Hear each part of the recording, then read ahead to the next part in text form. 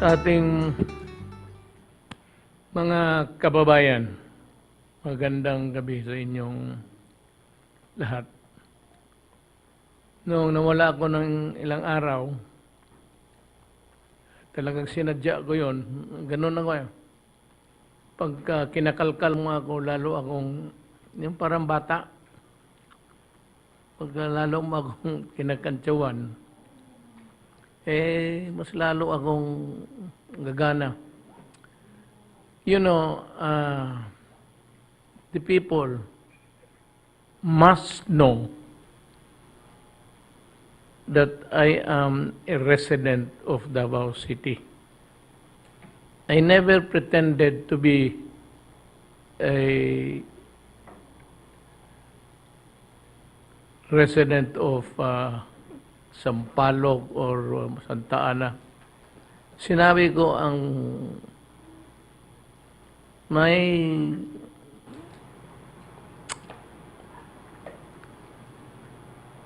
residence is the city of Davao. And if I want to go home there on reasonable basis, I can, because that is my home. And if I want to be unreasonable about it, talagang tawag sa Bisaya, gara-gara, pangkantsaw, ginagawa ko rin yan. Total naman yung pamasahe ko, hindi naman sa gobyerno. So I go home just to be there and come back the following day. But I miss the my daughter's birthday. Talagang hindi ako nakapunta doon because nagpipirma ako doong series of yung sa agriculture. Pinag-aralan ko, binabasa ko habang nagsasalita na dito. I was really working on the papers, trying to find out if it's not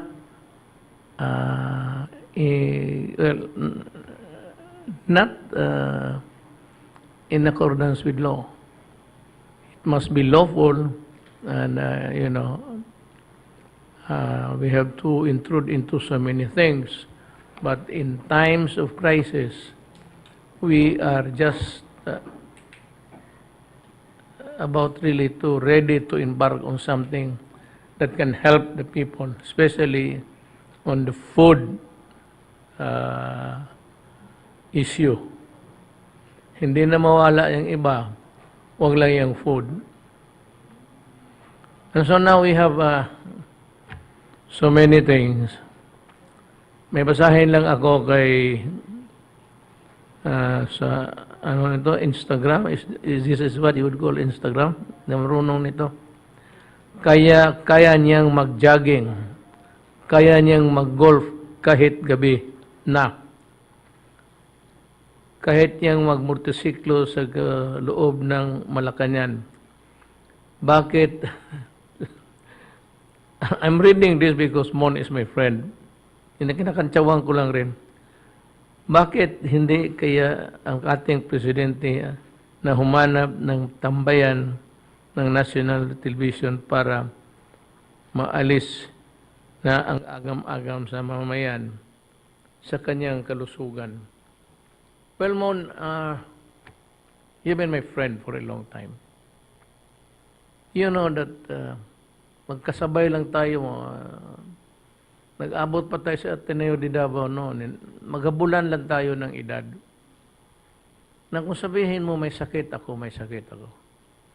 Pero kung sabihin mo may sakit ako ngayon, that would prevent me from exercising the powers of the presidency. Wala ho. Kaya ako nagkakaswing ng golf, tapos nagmumotor, kasi kaya ko pa. Now the problem is, you should look into the time I enjoy my hobbies. Mon gabi yun, alas 2 na madaling araw. Ano ba naman? Hindi, sa araw makita mo ako nag-golf. Sabi ko, lalo na ito si Dilima. Sinasabi na nag-golf kasi may problema. Eh kung mag-golf naman ako ng gabi, hating gabi, eh umaalma na naman. Bakit ako nag-golf? Anak ng puta. Saan pa? Kailan pa ba ako? You want me to, if you want me to die early, you must pray harder. Actually, what you intend or what you would like to happen is to see me go. You want me to go and you're praying for that. Tawag niyan sa Bisaya. Sa Tagalog ko dito, nakalimutan ko na yung mga Bisaya. Manungo. Yung manungo is mamatay ka sana. Yan ang sa Bisaya, manungo. Ngayon, kindly take a look backwards. Ilan na sa inyo nagkasakit at ilan na sa iyo ang malapit ng mamatay? Hindi naman kayo. So inyo kayo, hindi kayo, pero yung mga tao na inaano ninyo, inuudyok ninyong mabuhay, ng maging presidente pa, well, yun ang nakakasakit na ibig sabihin parang delikadong mamatay. Eh ako, gusto ko talaga magmotor. Kaya ang bala ko, ang hating gabi, lalabas ako, pupunta ako doon sa tong super, yung ginawa nila na bago ni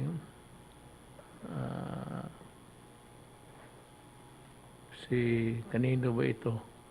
Well, I think it's the DPWH, the airports and all of the other governmental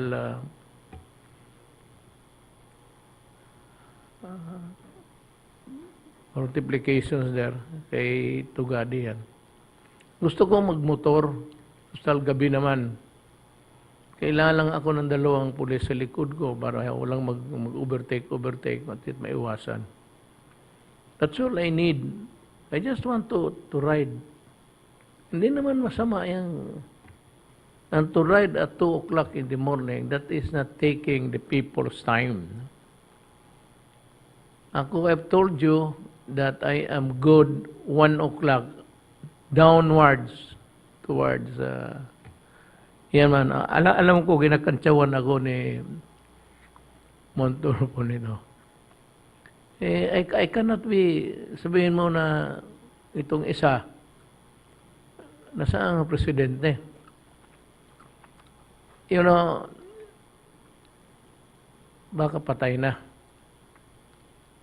Sabihin ko sana na, nandito lang ako sa Malacanang, natutulog ako, mag-isa. Ikaw, sino ang kasama mo sa kama? Ikaw ba ang may-ari niyan? You know, it takes two to tango. Pag binabastos ninyo ako, hindi mabastosin ko rin kayo. Kaya kay Dilima. Tama yan sa iyo. Magtiis ka, putang ina mo. Binastos mo ang Pilipinas ng druga dyan mismo sa National Penitentiary. Ngayon, sige kayaw-yaw dyan kung ano-anong pinagsasabi mo na hindi ko kaya. Bakit? Ikaw ba ang nag-elect sa akin? Did you elect me as president? I got my votes, substantial one, to make me a credible president. 6 million yan. Ikaw, nahuli ka because in your mad desire to be president, you were asking money from everybody. Yan ang nakahirap sa iyo. Hindi lang na you know, there's a saying that you can have your dreams, but it's always God who disposes everything. Kalimutan mo siguro ang Diyos dyan, basta sa damgo, anong tawag ng damgo, kakaano mo, titingnan mo lang kung walang, tatagal kaya ako, ito prangkahan tayo, tatagal kaya ako dito sa putang ng pwesto na ito kung inutil ako? Would the military allow me to govern na ganon? Palampang pamalakad mo, wala kang ginawa. Yeah, you know, that's hindi maganda yan. Kaya when you pretend to glee, ano siya, maligaya. Sige lang, sabi ko. Total, nagtitiis ka eh. Kami dito, we're enjoying the times of our lives, you know. Singing sometimes, singing, laughing. Ikaw, nasa prisuhan, magtiis ka. Putang ina mo. Ginawa mo talaga yan. Huwag mong sabihin hindi mo ginawa. Ginawa mo yan. Remember, I was still mayor. You were criticizing me. Laala mo, criticizing me about human rights. Ang sinabi ko sa iyo, you better look into your own backyard. Ibig sabihin, at panahon na yon, ikaw ang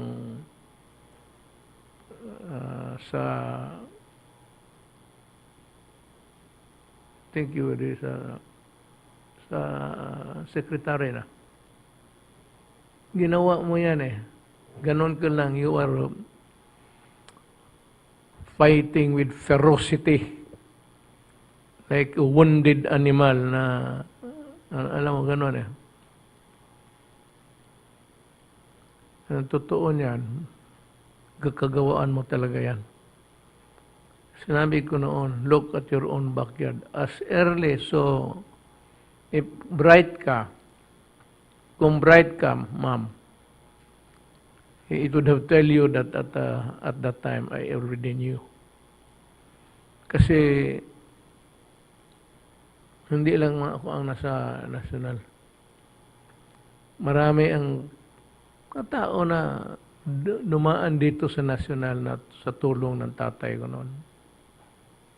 My father was a cabinet secretary. May natulungan rin siya dito sa mga pwesto. Kaya at noon pa alam ko na naglalaro ka. Kung kaya lang walang maniwala, kaya tinatiming talaga namin, but at the end had no recourse but to file a case against you. Not me, but government. So, yun yung sa iyo. Pero itong kay anong halatang halata kayo, this Laila de Lima, stop covering for what? For what crime? For what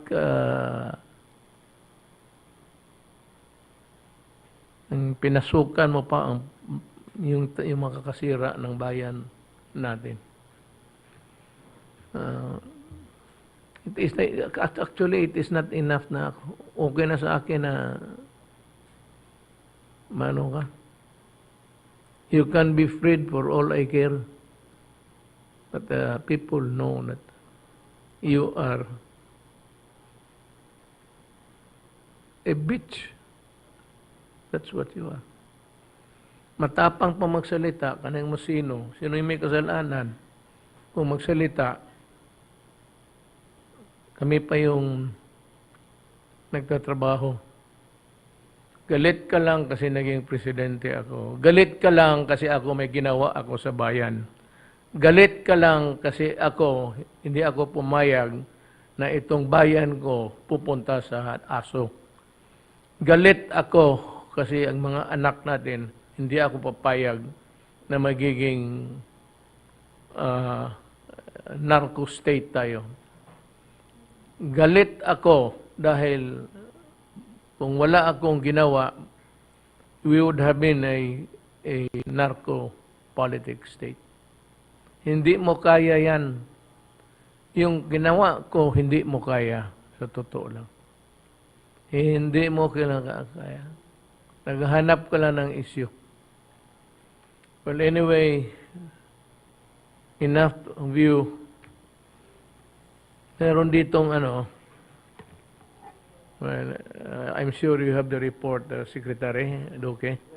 But before that, let me give you a predicate of what has been discussed. Kasi yung ibang mga pamilya na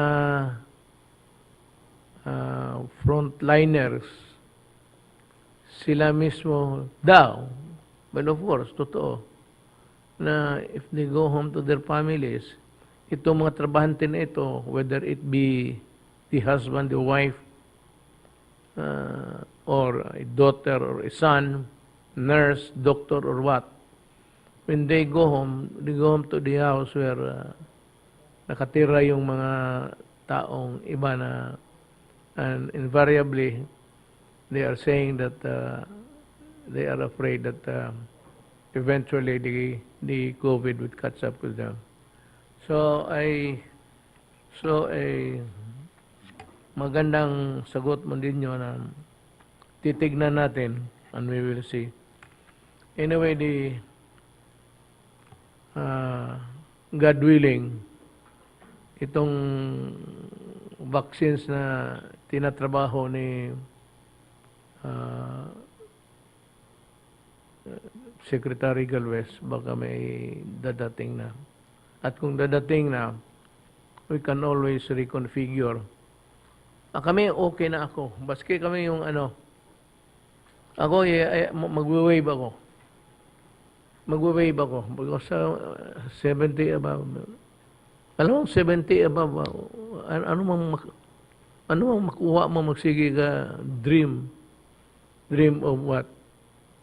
Living until kingdom come.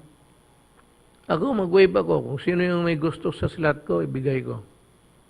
Wala akong masyado sa I am that fatalistic actually. I've always been na kung panahon ko na either it's COVID or Ebola or whatever disgrasya. Wala ako masyadong dyan sa illusions about life and death. If anyone wants to have it, they can have it. We are not in the priority anyway kasi above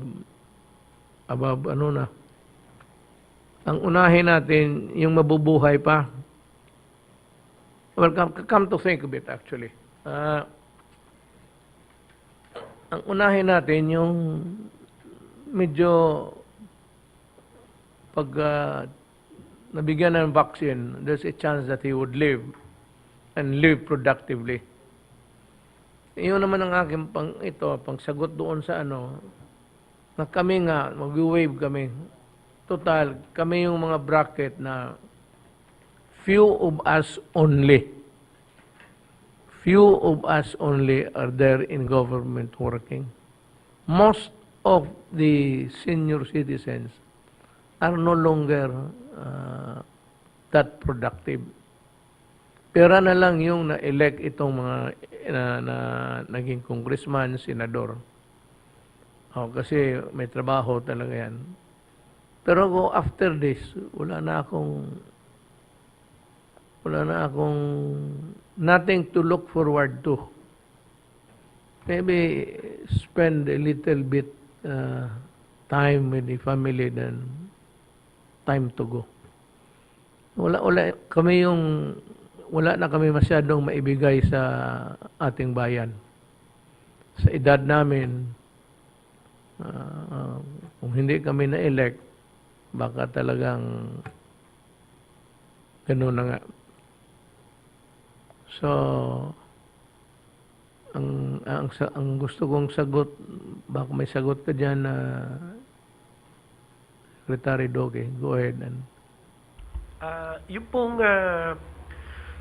tinanong niyo, Mr. President, magandang gabi po, sir, at sa akin po mga kapwa kalihim at lahat po ng naka-Zoom.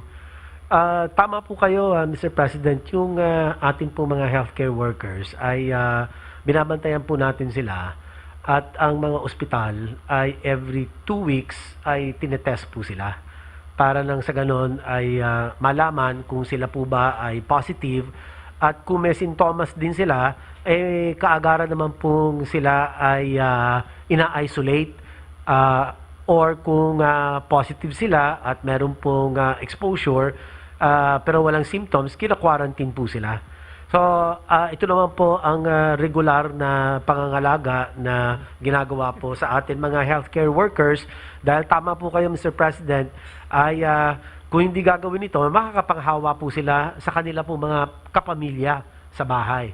Kaya ngayon po, inatasan po natin ng mga ospital natin na mag-reserba ng mga hotel rooms, mag-reserba po ng mga lugar na doon po ang paglalagyan ng ating po mga doktor or mga nurses na sila po ay nagkaroon ng sintomas at nagkaroon po ng kumpirmasyon na positive for COVID-19.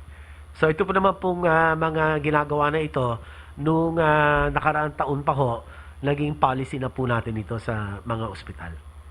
You know, let us talk about government power. You know, itong pinasok ko na nag-declare ako ng national emergency, health issue. It includes everything that is connected with it. Basta health issue.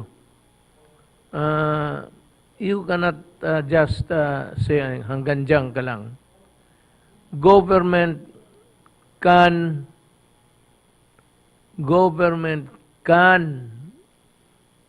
expropriate yung mga hotels, motels, whatever, kung kulang ang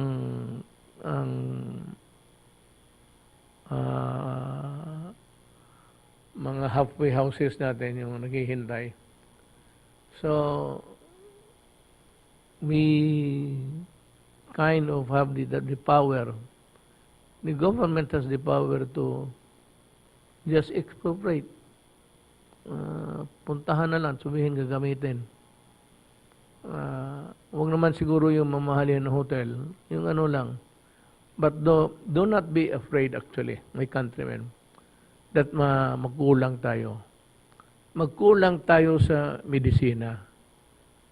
Nagkulang tayo sa vaccine. Yung problema na yan, hindi lang atin. Ng problema na yan hanggang sa buong daigdig yan.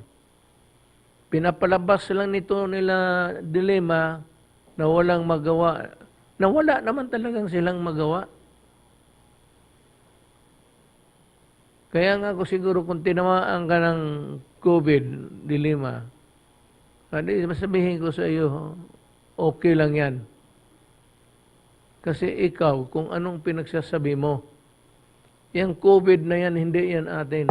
Remember, right at the beginning, I was already delivering a very solemn speech na there's something coming our way. It's a microbe, it's a virus, and eventually it would lead to our shores. We must be prepared for this because sabi nila, this can be another pandemic. And true to form, ito na nga, pandemic nga ang lumabas. So, noon pa sinasabi ko na, walang gamot ito. Ang gamot nito, yung katarantaduhan ni Lima and the others, who are now harping on government for something which is not there. baski ano kung I can call to the heavens and God to come, God give us the magic wand, the magic bullet. Wala yan. Meron pero kulang.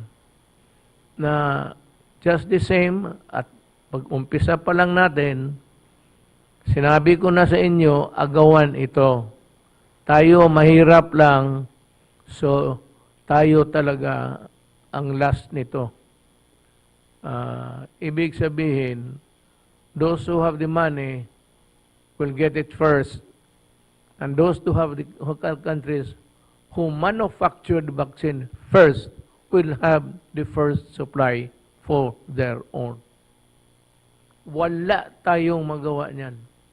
Kung tatakbo man ito ng ilang taon, it could run until heaven.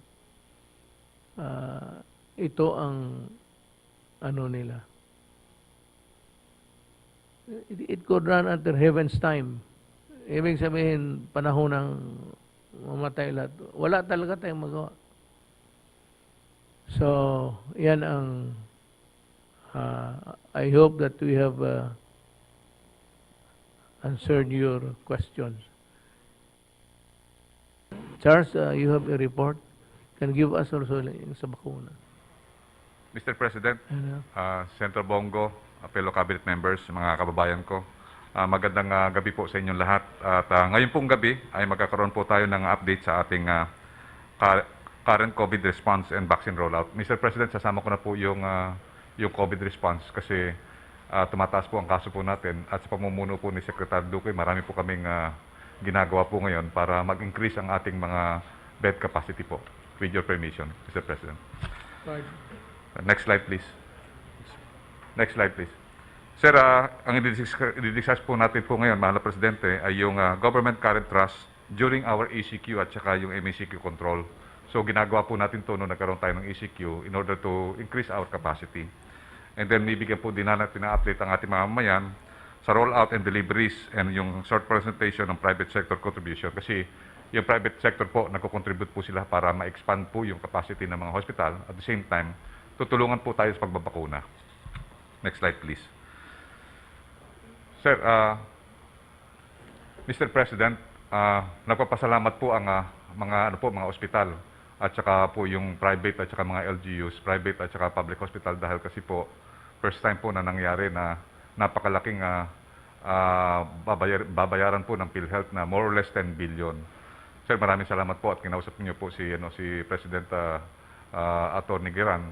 At tuwan-tuwa po ang NCR Plus at saka po si Senator Bongo, si Secretary Duque at saka si Almidea po talagang yung instruction niyo po na talagang magkaroon po ng collective decision sa pagano po ng PhilHealth ay napakaganda po dahil kasi po yung pagbayad po ng PhilHealth ng more or less 9.577 billion for NCR Region 4 at saka Region 3 ay nangako po sila na mag-expand po sila ng kanilang mga ICU beds.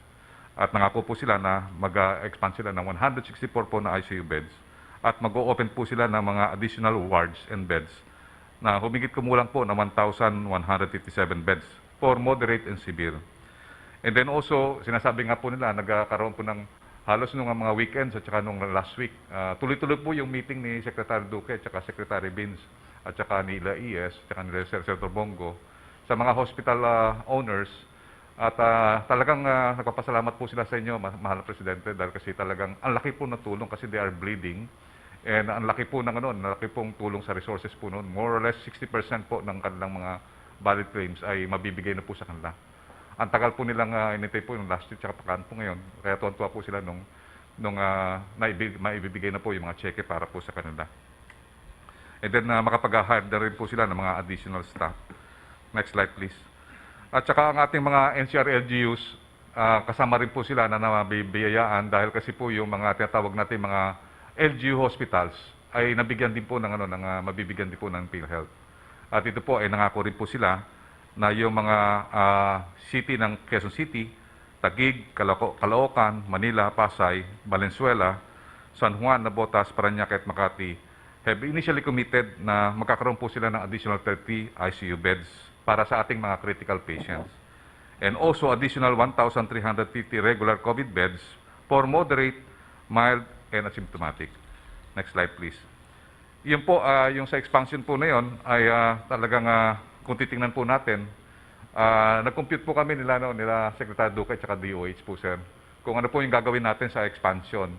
So kung titingnan po natin sa ngayon, may more than 100,000 na po tayo na active case and normally 2% po noon na severe at saka critical. So we will be needing 2,000 beds for severe and critical. Sa ngayon po, ang current inventory po natin ay 1,395 ICU beds. So nangangailangan pa po tayo ng total na 605 ICU beds. So ito po yung pangangailangan po natin. At talaga pong sinususugan po ni Secretary Duque na sila Secretary Villar, Secretary Beans at saka yung ating mga DPWH ay talagang ini-increase ang capacity po natin. May I interrupt? Allow me to interrupt. Ito ang mga the purchase of beds,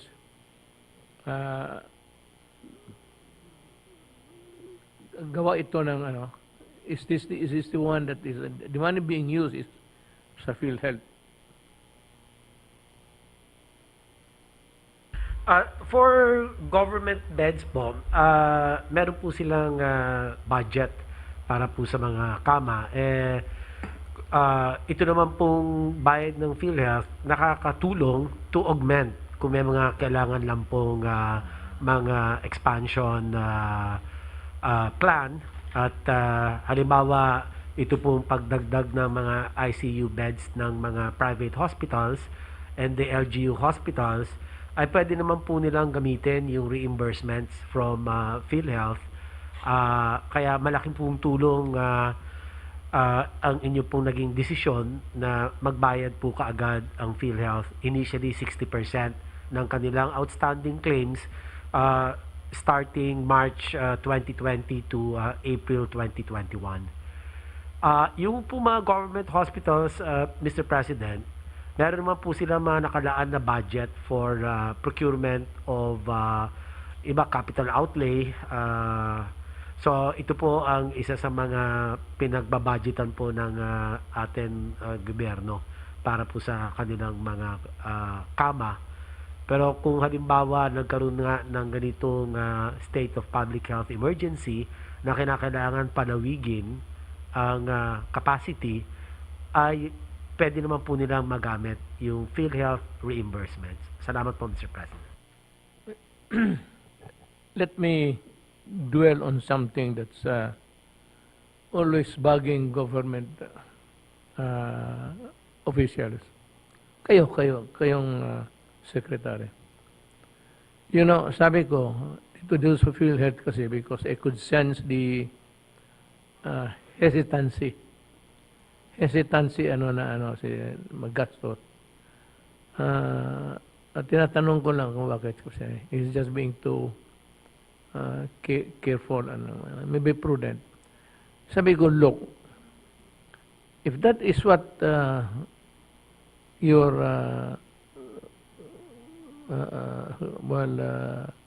style of managing the affairs, sabi ko, hindi talaga tayo magkaroon ng himaya nito. Kasi, ang alleluia. Kasi I sense that medyo careful lang rin si. Now, I am addressing my problem, my advice to all of you. Basta ginagawa lang ninyo para sa bayan at maglagay kayo ng demarcation line doon sa panahon kayo ang manutok over. Tapos magsabi kayo, sige ha, dito ako mag-umpisa. Tapos gawain mo trabaho mo. Do not be afraid to spend money because that is really it's intended to be spent. Yan ang gastos niyan. Kaya nilalagay natin yan sa budget tapos para gastusin. Huwag kayong matakot maggastos. Just follow rules. Madali lang man talaga yan. Just, alam mo, pag ganito, unless it is one of those exempted from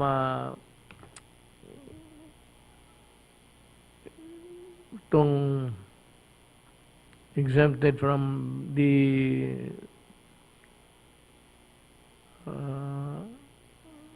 ano nito, nakalimutan ko na tuloy itong you buy without bidding. Is there a word for it again? Negotiated procurement po, Mr. President. Negotiated. Negotiated procurement. Well, if that is needed, actually, negotiate, that's the word. Negotiated sale, and if it is really good, masabi ninyo, you justify it the moment sa pagbili ninyo. Huwag kayong matakot maggastos. Nandyan ako sa likod ninyo. And I will vouch for you if the transaction is legal and right. But if it is wrong and there's money involved, ay putang ina, magkakagano tayo dyan. Pero huwag kayong gumastos na, gastusin ninyo yung kailangan ninyo. At just be, you might want to address your letter to me. Mr. President, I'm buying this because we need this. Mr. President, I'm buying this because we're always at the receiving end of criticism that we do not have it. So you are buying it in advance. Kung bakit na in advance, wag na tayo, hindi ako maghintay ng another round of criticism that we do not have the. So if the pandemic is there and the beds are intended to be rolled out whether as sale or sabi ko kay Giran, huwag kang magtipid. Hindi ito panahon sa tipid. Ilarga mo lahat yan na kailangan ng tao. Baski hindi pa kailangan, lagay mo lang dyan. Total, aabot rin yan. Na ngayon, pagdating ng panahon, bakit ka nagbili ka ng sobra? Bakit? Is there a way of knowing how many or how few ang tamaan ng COVID ngayon? Sir, can we continue po, sir? Sir, actually, sir, ito, sir, namin, yung projection, sir, natin, 2%. Immediate po ito, sir. Pero yung legacy natin, sir, na talagang i-prepare natin yung ating healthcare facilities. Meron din kaming projection, sir, ng 5%. So, initially, ang sir, natin, for the purpose of preparing our healthcare facility during MECQ, ito po, sir, target natin 600 immediate. Pero ang sir, natin, kailangan dagdagan talaga po natin para maging resilient tayo. Mga 2,000 ICU beds po talaga. Dagdagan mo. Opo. May mo na. Pero sa ngayon po, sir, ito muna ang target po namin dahil kasi marami pong requirements sir, sa mga tinatawag nating medical staff. Next slide, please. Sir, ito, sir, ang ginagawa, sir, namin ngayon sa Sec Duque, Sec Beans, at saka lahat ng sir, natin, isolation SAR, si Sec Villar, and also yung DepEd, tumutulong na rin po. So ito po, isa-isa po namin non-line item po, Mr. President. So una po, sir, yung 110 beds na ibigay na po natin. Si Senator Bombo po ang nag-turnover doon sa Quezon Institute.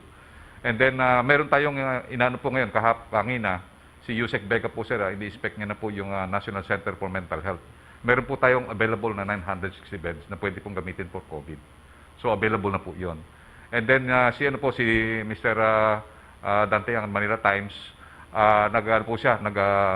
nag-volunteer po siya, meron siyang 300 beds. And then also sa New Clark City, meron pong another 165 beds. And then sa iba, Makapag-Termina, meron 200 beds. And then sa Bataan Port, and then also yung yung inyong directive sa amin na huwag natin pababayaan ang healthcare workers ng ating mga big hospitals. So nag-produce din po tayo ng 200 80 hotel beds para po sa PGH, East Avenue, NKTI Kidney at saka yung lung center. And then ginagawa na po natin ngayon ang DPWH na malapit na po matapos po yan, yung 20 dialysis beds doon sa NKTI care of DPWH. And also meron din po tayo na baka ma-inaugurate din po natin na this coming May, yung 88 beds na modular hospital sa Lung Center of the Philippines. So total po, meron po tayong, magkakaroon po tayo ng 1,178 moderate severe beds and meron po tayong 1,045 for mild and asymptomatic. Next slide please. Sandali. Sa karami na ngayon, sa karaming kama na naibili mo, magkasya yan sa ospital? Sir, actually sir, yung mga, ito yung tinatawag nating mga allocation na beds. Meaning, kasama po ang room, kasama po yung tinatawag na mga facility. Ano na yun? Opo, pagka po sinabing bed, kasama po yung mga monitors, lahat po yun, sir, tsaka mga staff. Taken into account. Yes, sir. Kung magkasano, sistema na po yun, pagka beds, may kasama po na mga system po yun, wards. Isang tanong ko po, yung modular, for a certain hospital, in Quezon City or Labor Hospital or something, if they run out of space in the hospital, you can go to modular. How? Sir, actually, sir, yung tiningnan po namin ni Senator Bombo at saka ni Secretary Duque po, sir, ang ganda po, sir, ng ginawa ng DPWH. May sarili siyang piping at tubings na po ng mga oxygen. At saka maganda po yun, parang 5 building. Iba-ibang klase, meron pang severe, may moderate, at saka pang bed down. Yeah, so that it goes without saying that the thing that the modular thing being made by DPWH is quite good. Why don't you make it a standard for all? Sir, actually po, sir, yun ang ginagawa po, sir, ngayon ng sir. 45 days lang po yun, sir. Actually, kayang-kaya po nila. Kaya yung, sabi nga po ng DPWH Secretary Villar, yung lahat ng ospital na mayroong space, we can make 88 beds to 110 beds. So yun po ang ginagawa po natin ngayon. Sa lung center po, ginagawa po natin. And then kasama po rin po, Mr. President, may kasamang dormitory rin po yun ng mga nurses. Naka-incorporate na po yun, Mr. President. So maganda po yung yung project po ng DOH at saka yung ating DPWH na talagang pinakombine po natin. Ang ganda, sir, ng nakita po namin talaga may isang CR sa isang room. At saka meron pong mga tubings na po na talagang may pang-oxygen at saka mga critical. Nandun rin po yung high flow nasal cannula at saka meron tayong mga ventilators po na pwede po doon. Magaling po si Yusek Vega kasi alam natin na siya yung parang nagano po ng SPMC. Sila po ang mga gumawa ng design at saka kasama po ang DPWH. So parang sa hospital administration, alam na po yung mga kailangan at saka yung modules at saka parang napakaganda po at saka mabilis ang paggawa po ng mga modular na po. Kaya po iyan po natin to, magiging model na po ito sa mga lahat ng hospital po natin nationwide. And even tumawag rin po ang St. Luke's, gusto na rin po nilang paggawa ng modular kasi nauubusan na po sila ng mga beds. Yun po ang gagawin po namin na Mr. President with the direction of Senator Bongo as our how many modular beds have you produced at this time? Sa ngayon po, sir, ang mga modular beds natin na produce yung doon sa QI Institute 110 and then meron din po tayo mga modular beds bed na ginawa po sa sir yung ginawa po sa Quezon City Circle. And then may mga dormitories po tayong ginawa na napakaganda po, sir, ng mga pictures po na nandito po. At saka nakikita po natin talaga na ito po napaka-comfortable po ang mga pasyente po dito. Nakita po talaga namin ni Secretary Duque na ito po talaga parang state of the art na napakabilis gawin. Parang kung sabihin po natin na hindi na po uso yung tent. Ito na po yung kasi yung tent, konting hangin lang po at saka inuulan po. Ito po, maganda po ito. Maganda po ito po, sir. Pero tuwa po kami kay Secretary Villar dahil kasi nakagawa sila ng model na napakaganda po. I think one of the few countries that have thought of that actually. The use of containers has been there. Yes, sir. for yung an office, an extension office far from the construction site. Yung mga ganon. But to construct the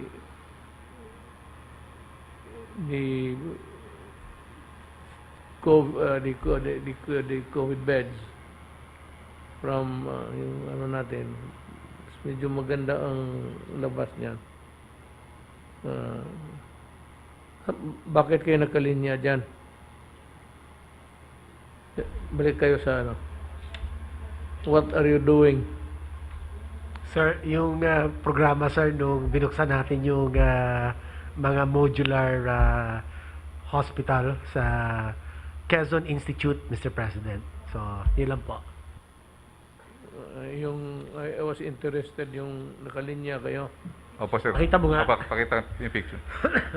Sir, actually, sir, ginagamit na po ngayon, tumawag po yung lock center. Tinatransfer na po sila ng mga patient po doon. Kasi pwede pong i-transfer yung sa kidney, pwede pong sa ibang mga hospital malalapit po sa Isa Avenue. So, pwede pong gamitin po yun.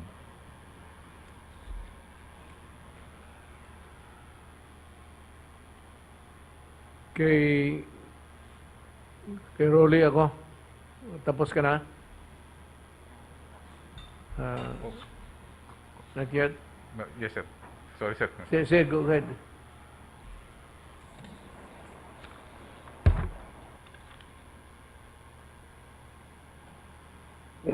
Mr.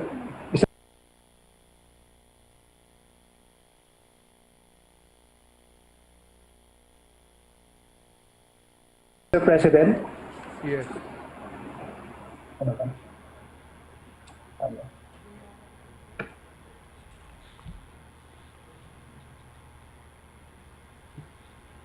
Mr. President, Senator Bongo, and other members of the Cabinet, magandang gabi po. With your permission, pwede pong ilabas po yung slide presentation ko. Go ahead.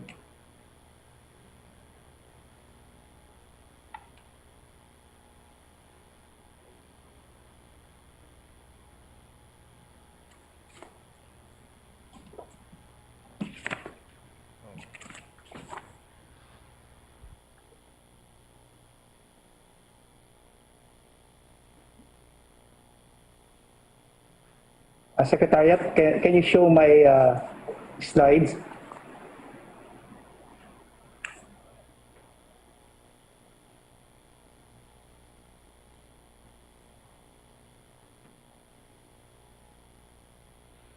Well, if your talk does not need a graphic, you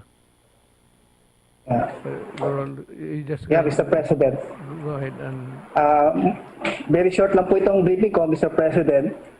Before I proceed, nung mag-start po, before po mag-roll out ang special assistance payout, naggawa po tayo ng joint memorandum circular that stipulates the responsibilities, accountabilities ng ating po mga LGU, at the same time, yung duties po ng mga other agencies. And this was signed by the Secretary of National Defense, the officer in charge of the Department of Interior and Local Governments, and yours truly. So ito po ang guidelines na to. It shows the implementation, at the same time the check and balance for the local government units during the implementation. So next slide, please. So ito po, Mr. President, ito po yung target individuals based on NEDA projection, which is 22.9 million. And the DBM allocated 22.9 billion for the targeted individuals. Next slide, please. Ang start po ng rollout is on April 6.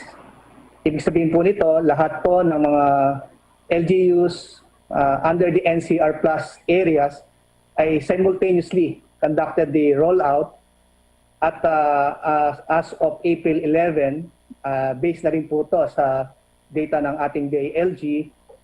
Ang actual beneficiaries paid is 1,757,281.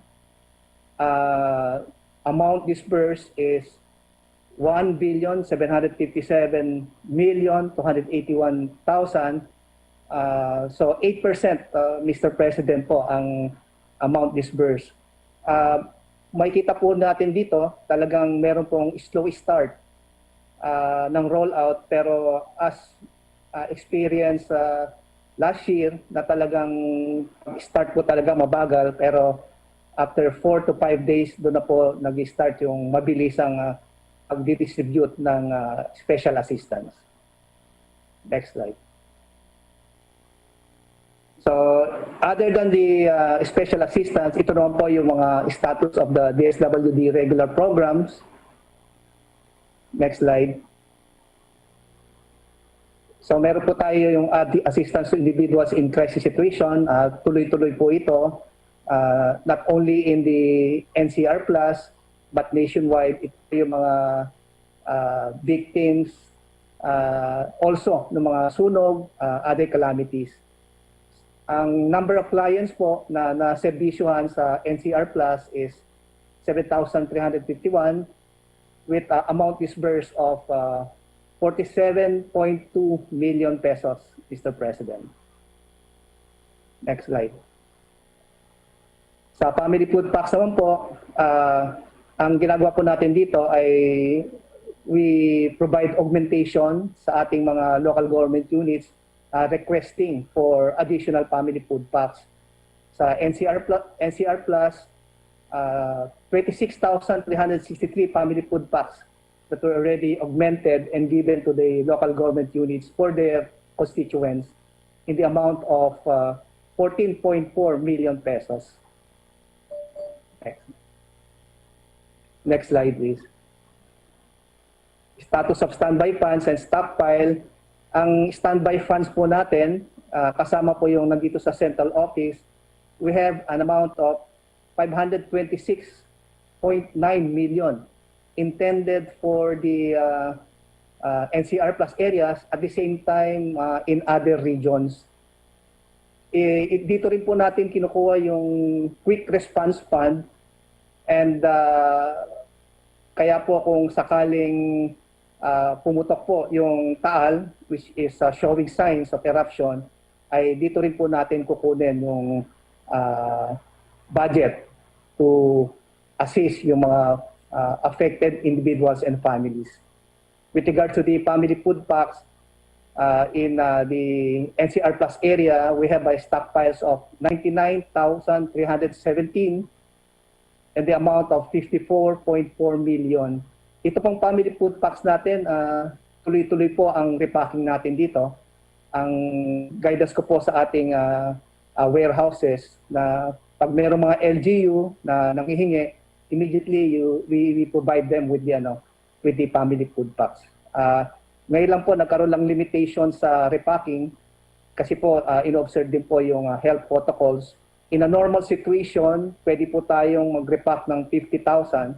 But considering with the ECQ or MECQ right now, nalilimit lang po tayo sa 20,000 family food packs per day.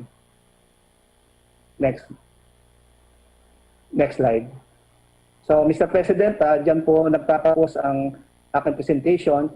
As what the DILG, DMD, and the DSWD are doing, talagang minomonitor po natin yung distribution. In fact, daily, nagbibigay po ng schedule ang ating mga LGU at meron po tayong mga representative coming from the DILG, PNP, AFP, DSWD, just to ensure, Mr. President, na talagang walang makitang irregularities or anomalies sa distribution ng special assistance, Mr. President. Salamat po. Yung isa sa lang sana ang tanong ko sa iyo was the last time we talked, I asked you to establish the safeguards of the distribution of the itong tulong, there's a term for it, yung bagong tulong na binibigay ng mga local government units. Have you made some whatever ma-check ninyo kung Yeah. Yes, Mr. President. Actually, meron pong ni-require ang ating DILG to set up the Joint Monitoring and Inspection Committee for every LGU. Composed po ito ng DILG, meron din pong PNP, DSWD, and even mga prosecutor. No? So, ang purpose po niyan, tinitignan nila kung paano yung pagbibigay ng ayuda ng ating mga LGU. Ang pinaka-importante po dito ay ni-require din po ng ating DILG na mag-set up ng grievance and appeals committee for every LGU and even sa level po ng barangay.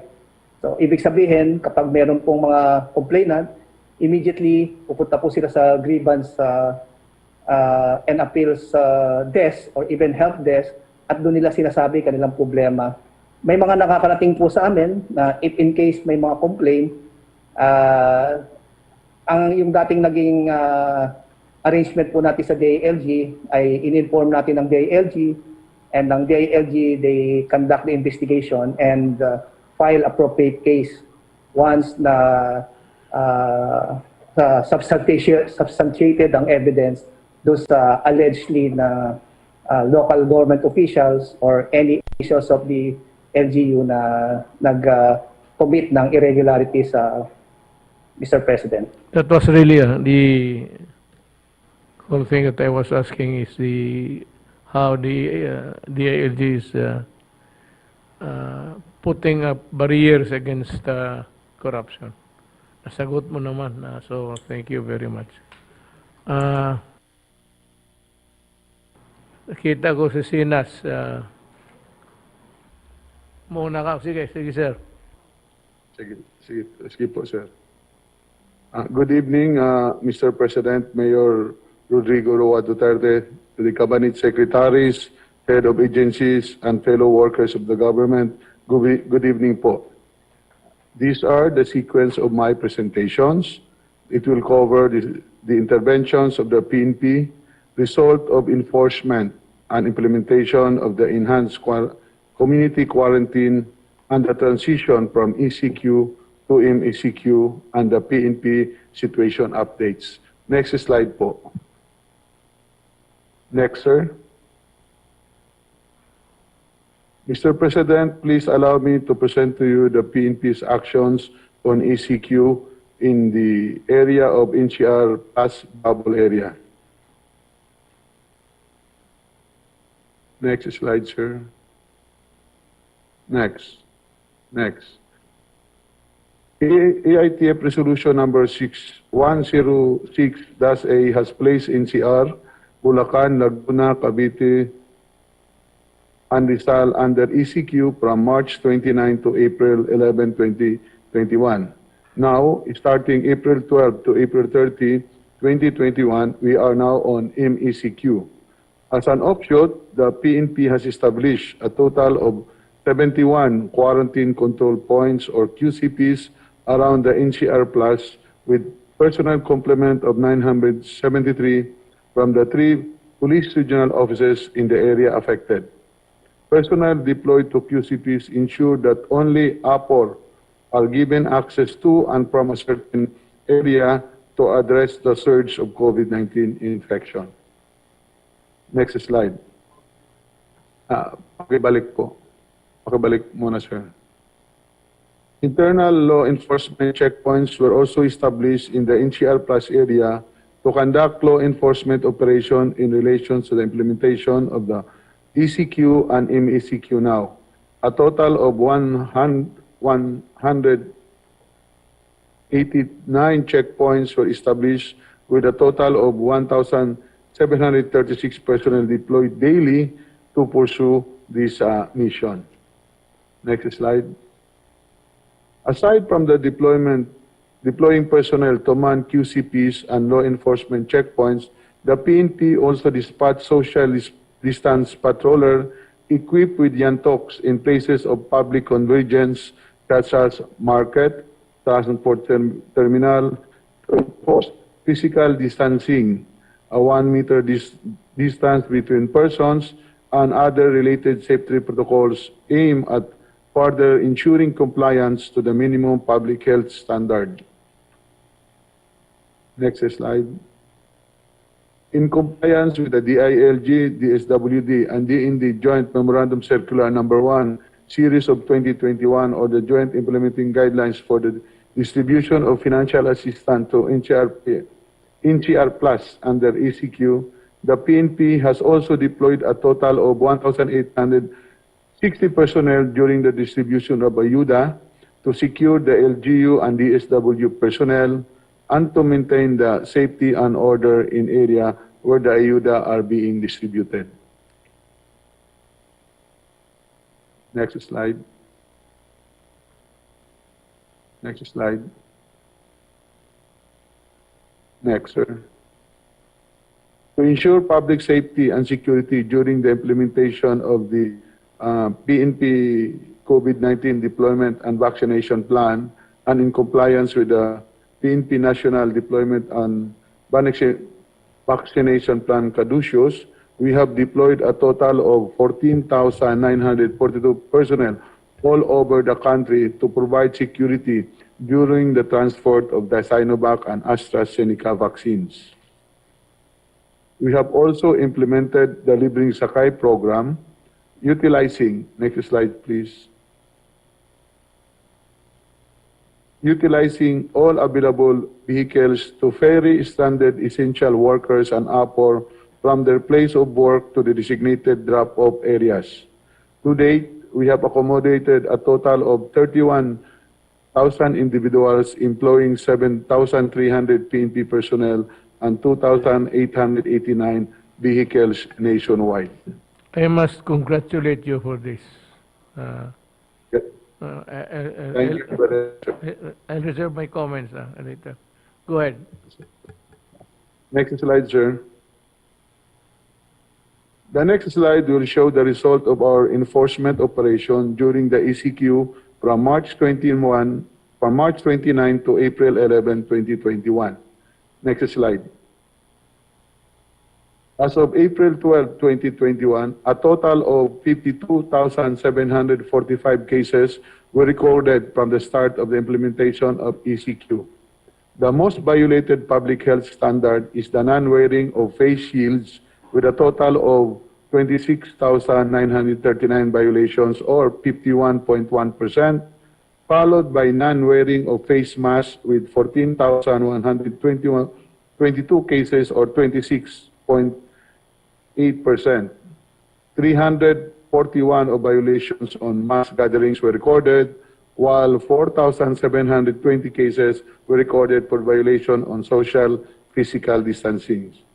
6,600 cases were recorded on the violations of RA 1132, or the mandatory reporting of notable disease and health events of Public Health Concern Act. Likewise, next slide. The implementation of the unified curfew in the bubble area recorded a total of 38,715 personnel accosted. Said violators were either warned, involving 22,000 cases, fined 14,274 cases, while 1,483 of them were recommended for community service. Most of these violations, representing 31,168 or 80.5%, occurred in NCR. Next slide. Transition from ECQ to MECQ. Next. In view of the MECQ classification of NCR bubble for the next 2 weeks starting today, Herewith are the adjustments to be made by PNP, particularly in CRPO, Pro 4A and Pro 3, supported by Highway Patrol Group, Maritime and ABSI Group, and augmentation from the AAP, Philippine Coast Guard, and DAP. First, we will maintain the present QCP and law enforcement checkpoints with an instruction to be flexible but firm when the need arises. We will expand the travel window time to 3 hours at QCP along economic highways to allow essential workers and permit employees to pass through QCPs without the need for vehicle inspection. Conduct of the regular risk assessment and hot spotting. Commanders or police station down to the municipalities in the bubble area are tasked to determine high-risk socio-economic activities to the barangay levels to determine the possible lockdown and to focus deployment of personnel in areas in coordination with LGUs and other concerned government agencies. 4. Sustain the conduct of pre-deployment briefing to all personnel prior to the deployment to the QCP for their situational awareness and updates on MECQ guidelines. Personnel who are deployed during the ECQ period will undergo RT-PCR tests in coordination with the PNP Health Service. And lastly, maximize the use of strategic communication on pertinent issues. Yes, sir. Salamat. Can I... Yes, sir. Sino po bang wala? You have something to report. JLG. Thank you very much, Mr. President, and good evening to everyone. I will be giving updates on COVID-19 as far as the DILG tribe bureaus are concerned, plus the updates on local chief executives, as well as on contact tracing. I will be skipping the fourth one, which was reported already by Secretary Rolly Bautista, except that to add that we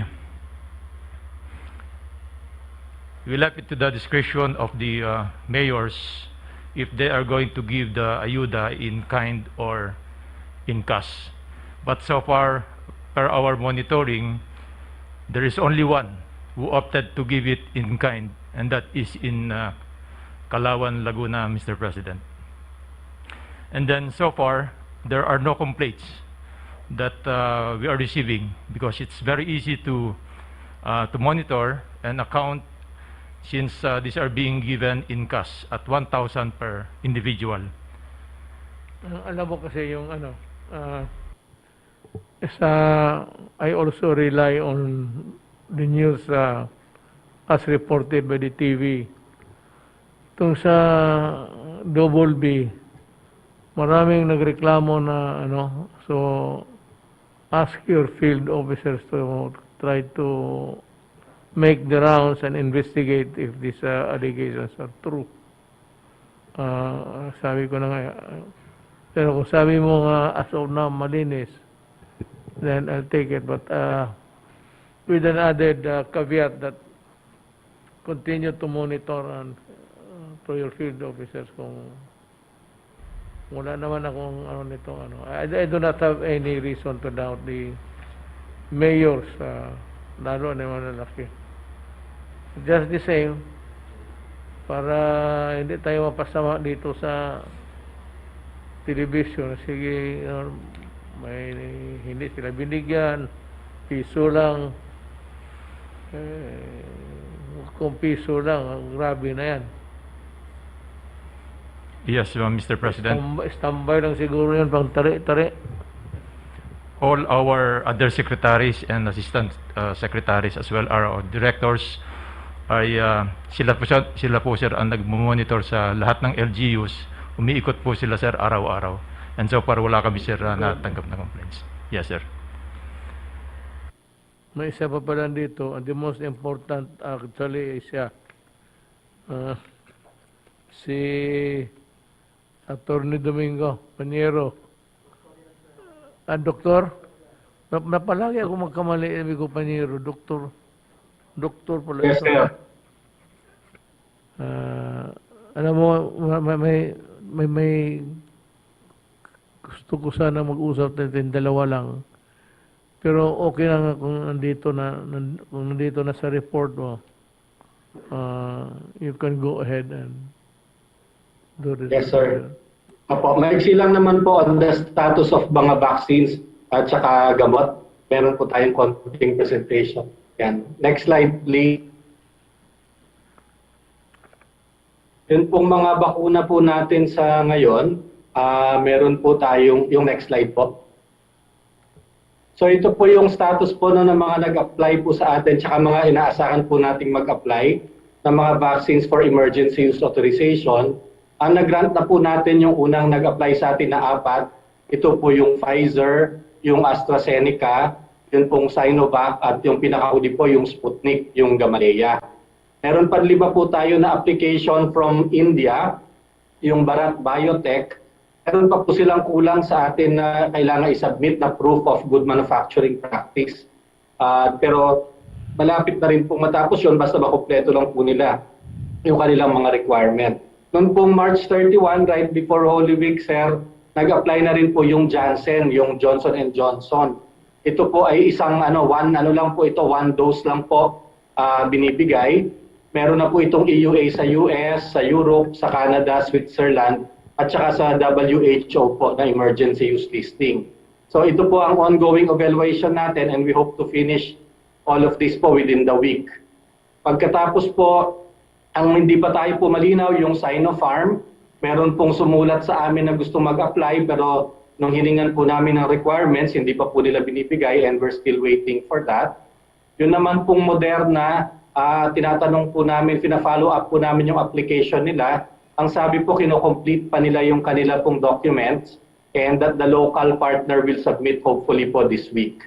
Yung Moderna, meron na rin po yung EUA sa US tsaka sa European Union. So hindi naman po tayo matatagalan sa pag-evaluate po niyan. Medyo nagbabasa-basa na nga po tayo yung ating mga evaluators kahit wala pa pong submission.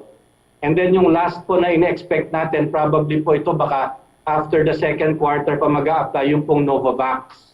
Ito po ay wala pang EUA kahit sa ibang bansa at mukhang mga June pa po yata, May or June pa sila mag-a-apply. So possible po sa atin towards the later part of the year pa. So ang hinihintay po talaga natin na mag-apply ay yung Moderna. Next slide please. Sa mga gamot naman po, ang mga gamot na ginagamit ng ating mga espesyalista kontra po sa COVID-19, number 1 nga po yung Remdesivir. Tinanong po natin sa mga importer natin yung availability of stocks dahil last week po medyo nung nagka-surge, nagkahirapan po yung distribution sa hospitals and nagkahirapan po ng supplies. Pero nagdatingan na daw po yung kanilang mga supplies and they assure us that there's availability of stocks for at least 1 month. Pero tuloy-tuloy naman po ang import nila at ang mga ospital kumukuha po ng compassionate special permit niyan galing po sa FDA para magamit sa mga pasyente nila. Malawa po yung Favipiravir or yung Avigan. Meron pong stock sa mga hospitals natin yan. Usually given po ito to mild to moderate na COVID.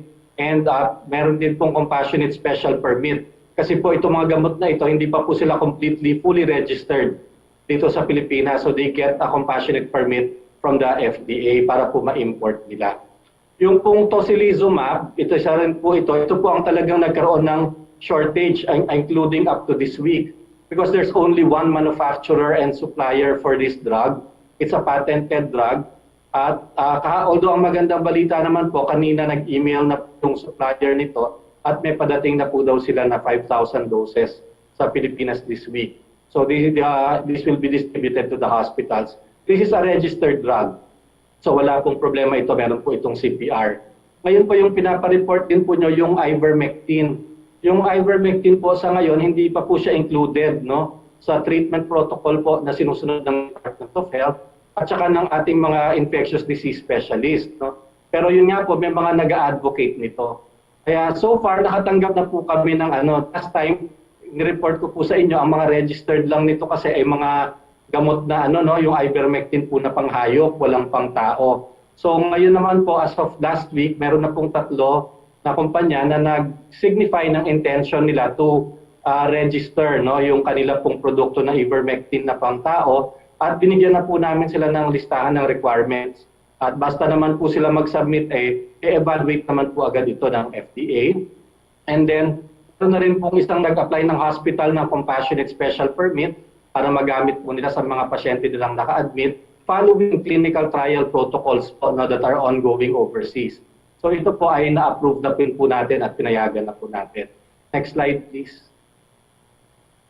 Ngayon po, currently, ang registered po na ivermectin sa Pilipinas ay para pinapahid po sa balat ng tao at saka meron din pong for animal use, no, for veterinarians. Pero yun pong meron pong mga pharmacy sa Pilipinas na licensed pharmacy na meron po silang permit to do what we call compounding. Yung tinitimpla po nila yung gamot at ginagawan lang capsule pag may prescription ang isang pasyente. So meron po mga pasyente na may prescription ng ivermectin, pwede po silang pumunta sa compounding pharmacy and the compounding pharmacy can make the medicine for them. But this is of course per prescription. Kailangan po may reseta yung pasyente.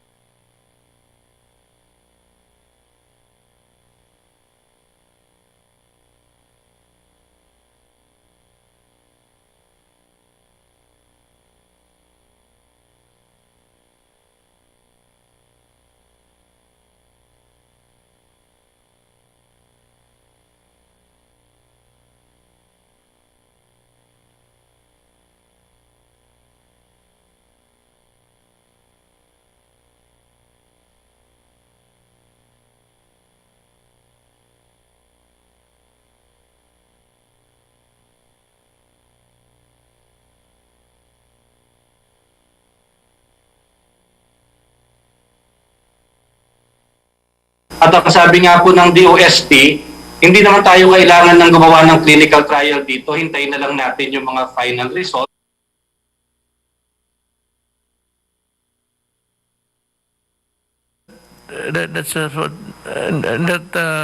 Medicine is for animal use. Well, yun pong sa ngayon, opo. Pero meron din naman po talagang pang-tao dito. Pero it's really po anti-parasitic. Para po sa mga bulate, para po sa mga skin infestation. Doon po siya na-design. Hindi po siya originally designed as an antiviral. Are you true? Yes, sir. Opo. So,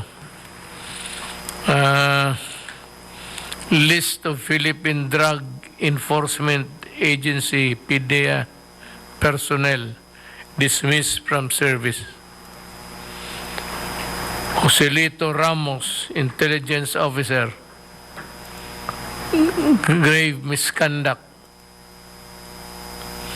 for testing positive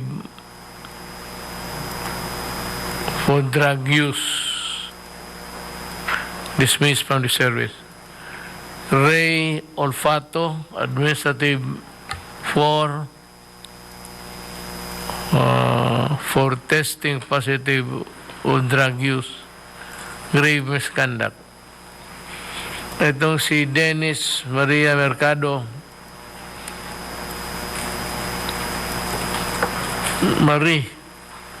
Dennis Marie Mercado, Administrative Aid 3. Grave misconduct, conduct prejudicial to the service. Babae ito. George Bariso, Prison Guard 2, tested positive for drugs use. Dismissal from the service. Puro ito, taga-PDEA na may tama. Yung pakit na ganito. But anyway, yun lang ho. Ganun pa man ang payo namin sa inyo, the same, yung dumistansya ka sa mga tao na alam mo na may COVID o kaya yung hindi mo alam may COVID, mas lalo na gano'n ka ng